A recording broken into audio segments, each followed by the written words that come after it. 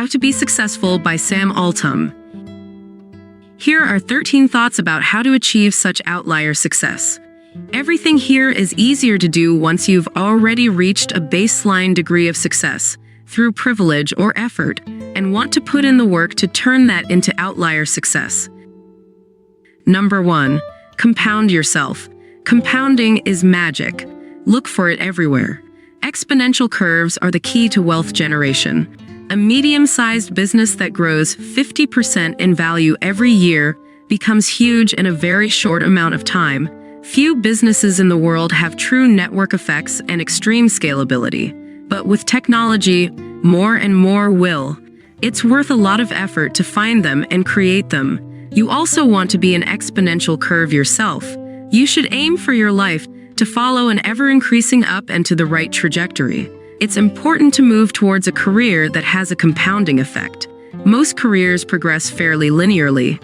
You don't want to be in a career where people who have been doing it for 2 years can be as effective as people who have been doing it for 20. Your rate of learning should always be high. As your career progresses, each unit of work you do should generate more and more results. There are many ways to get this leverage, such as capital, technology, brand, network effects, and managing people. It's useful to focus on adding another zero to whatever you define as your success metric. Money, status, impact on the world, or whatever. I am willing to take as much time as needed between projects to find my next thing, but I always want it to be a project that, if successful, will make the rest of my career look like a footnote. Number 2. Have almost too much self-belief. Self-belief is immensely powerful. The most successful people I know believe in themselves almost to the point of delusion. Cultivate this early. As you get more data points that your judgment is good, and you can consistently deliver results. Trust yourself more. If you don't believe in yourself, it's hard to let yourself have contrarian ideas about the future. But this is where most value gets created. Most highly successful people have been really right about the future at least once at a time when people thought they were wrong. If not, they would have faced much more competition. Self-belief must be balanced with self-awareness. I used to hate criticism of any sort and actively avoided it. Now I try to always listen to it with the assumption that it's true and then decide if I want to act on it or not. Truth-seeking is hard and often painful, but it is what separates self-belief from self-delusion. This balance also helps you avoid coming across as entitled and out of touch. Number 3. Learn to think independently. Entrepreneurship is very difficult to teach because original thinking is very difficult to teach. School is not set up to teach this. In fact, it generally rewards the opposite. So you have to cultivate it on your own. Thinking from first principles and trying to generate new ideas is fun, and finding people to exchange them with is a great way to get better at this. The next step is to find easy, fast ways to test these ideas in the real world. I will fail many times, and I will be really right once is the entrepreneur's way. You have to give yourself a lot of chances to get lucky. One of the most powerful lessons to learn is that you can figure out what to do in situations that seem to have no solution. The more times you do this, the more you will believe it. Grit comes from learning you can get back up after you get knocked down. Number 4. Get good at sales. Self-belief alone is not sufficient. You also have to be able to convince other people of what you believe. All great careers, to some degree, become sales jobs. You have to evangelize your plans to customers, prospective employees, the press, investors, etc. This requires an inspiring vision, strong communication skills, some degree of charisma, and evidence of execution ability. Getting good at communication, particularly written communication, is an investment worth making. My best advice for communicating clearly is to first make sure your thinking is clear and then use plain, concise language. The best way to be good at sales is to genuinely believe in what you're selling. Selling what you truly believe in feels great, and trying to sell snake oil feels awful. Getting good at sales is like improving at any other skill. Anyone can get better at it with deliberate practice, but for some reason, perhaps because it feels distasteful, many people treat it as something unlearnable. My other big sales tip is to show up in person whenever it's important. When I was first starting out, I was always willing to get on a plane. It was frequently unnecessary, but 3 times it led to career-making turning points for me that otherwise would have gone the other way. Number 5.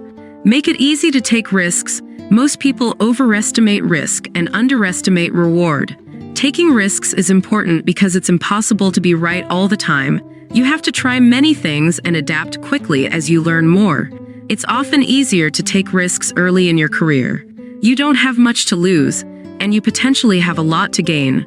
Once you've gotten yourself to a point where you have your basic obligations covered, you should try to make it easy to take risks. Look for small bets you can make where you lose 1x if you're wrong, but make 100x if it works. Then make a bigger bet in that direction. Number 6.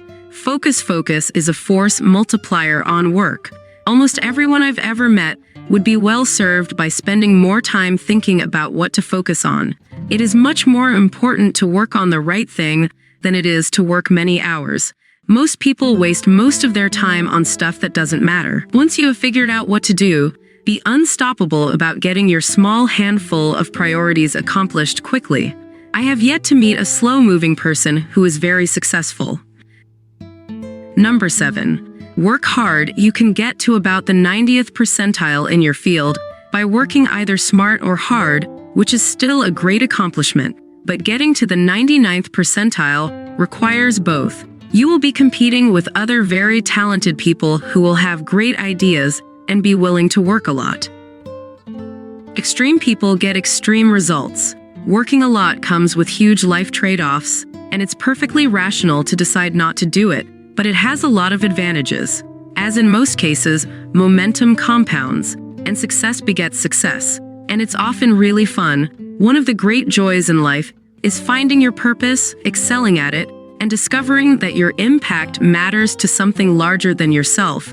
You have to figure out how to work hard without burning out. People find their own strategies for this, but one that almost always works is to find work you like doing with people you enjoy spending a lot of time with. I think people who pretend you can be super successful professionally without working most of the time for some period of your life are doing a disservice. In fact, work stamina seems to be one of the biggest predictors of long-term success. One more thought about working hard. Do it at the beginning of your career. Hard work compounds like interest, and the earlier you do it, the more time you have for the benefits to pay off. It's also easier to work hard when you have fewer other responsibilities, which is frequently but not always the case when you're young.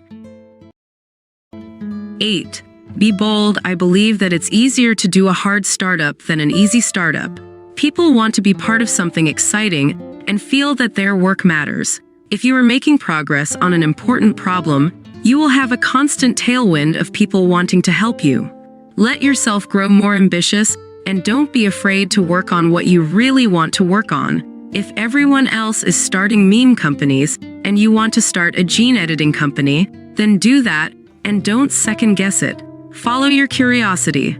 Things that seem exciting to you will often seem exciting to other people too. Number 9. Be willful. A big secret is that you can bend the world to your will a surprising percentage of the time. Most people don't even try and just accept that things are the way that they are. People have an enormous capacity to make things happen. A combination of self-doubt, giving up too early, and not pushing hard enough prevents most people from ever reaching anywhere near their potential. Ask for what you want. You usually won't get it, and often the rejection will be painful. But when this works, it works surprisingly well.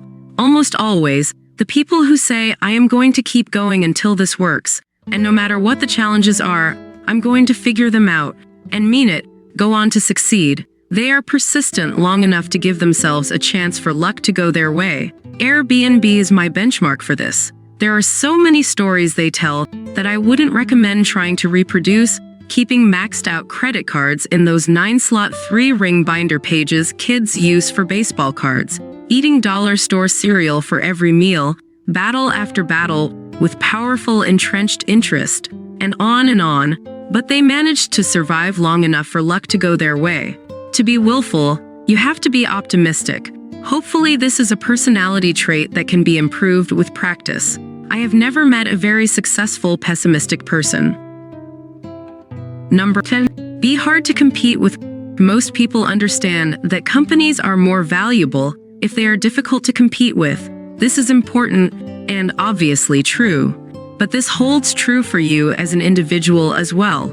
If what you do can be done by someone else, it eventually will be, and for less money. The best way to become difficult to compete with is to build up leverage. For example, you can do it with personal relationships, by building a strong personal brand, or by getting good at the intersection of multiple different fields. There are many other strategies, but you have to figure out some way to do it.